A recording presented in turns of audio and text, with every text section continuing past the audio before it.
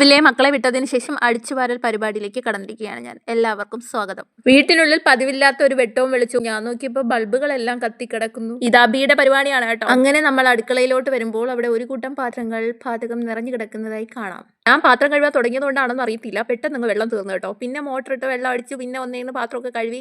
അപ്പോൾ പാത്രം കഴുകി ഒരുവിധം സെറ്റ് ആക്കിയല്ല. ഫ്രിഡ്ജ് ചുമ്മാതെ ഒന്ന് തുറന്നു നോക്കി. അപ്പോൾ അതിൻ്റെ അകത്ത് കുറേ ഈ ഏത്തക്ക ഉണ്ടല്ലോ, അത് പച്ചയായിരുന്നു. പച്ചക്കറി വാങ്ങിയപ്പോൾ കിട്ടിയതാണ് കേട്ടോ. പച്ചയായിരുന്നു, അത് ഫുള്ള് കറുത്ത് കിടക്കുന്നു കേട്ടോ. അത് എന്ത് ചെയ്യണമെന്ന് എനിക്ക് അറിയത്തില്ല. ഞാൻ എടുത്ത് കളയാനായിട്ട് പോയതാണ്.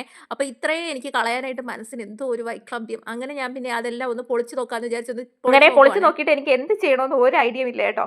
അങ്ങനെ ഇരുന്നപ്പോൾ ഇത് തോരൻ വെച്ചാലും അവിയൽ വെച്ചാലും ഇവിടെ പിള്ളേർ കൂട്ടത്തില്ല. എനിക്ക് വലിയ ഇഷ്ടമൊന്നും അല്ല ഇത് എന്ന് പറയുന്ന സംഭവം. അങ്ങനെ ഞാൻ വിചാരിച്ചു, പക്ഷേ ഇത് എങ്ങനെ വറുത്ത് കൊടുത്താലും ഇവർക്ക് ഇഷ്ടമാണ് ഇവിടെ. അപ്പം ഞാൻ വിചാരിച്ചു ഇത് എണ്ണയിലിട്ടൊന്ന് വറുത്ത് നോക്കാം എന്നും പറഞ്ഞ് ജസ്റ്റ് ഒന്ന് ട്രൈ ചെയ്ത് നോക്കാമെന്നും പറഞ്ഞ് അരി പുറം അങ്ങനെ ഇരുന്നെങ്കിലും അകത്തൊന്നും സംഭവിച്ചിട്ടില്ല കേട്ടോ.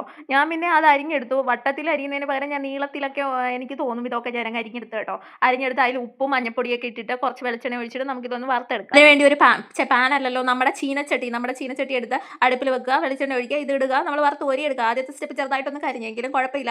എനിക്ക് കഴിച്ചു നോക്കിയപ്പോൾ ഇഷ്ടപ്പെട്ടു കേട്ടോ. എന്തായാലും മക്കൾ വൈകിട്ട് വരുമ്പോൾ അവർക്ക് ഈവനിങ് സ്നാക്ക് ആയിട്ടൊക്കെ കൊടുക്കാം. അങ്ങനെ ഞാൻ എടുത്തു വെച്ച ഒരു പാത്രത്തിനകത്ത്. അങ്ങനെ ഞാൻ എടുത്തു വെച്ചിട്ട് ഞാൻ പറഞ്ഞിരുന്നല്ലോ എൻ്റെ പല്ലിൽ ക്ലിപ്പ് ഇട്ടിട്ടുണ്ട്. അപ്പോൾ പിന്നെ അങ്ങനെ ഡോക്ടറെ കാണാനായിട്ട് 3 വീക്ക് കഴിഞ്ഞ് വരാനാണ് പറഞ്ഞത്. എനിക്കിപ്പോൾ 4-5 വീക്ക് കഴിഞ്ഞ് തോന്നുന്നു. ഇനി ചിലപ്പോൾ എന്ത് പറയണം, OH വരാം.